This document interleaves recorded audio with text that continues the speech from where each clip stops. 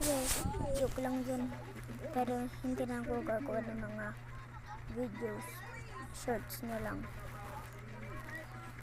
Kung pinapanood mo ito, Kuya 180PH, sana huwag ka mag-comment ng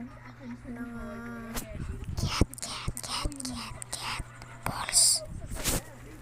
Yung mga ganun. Please.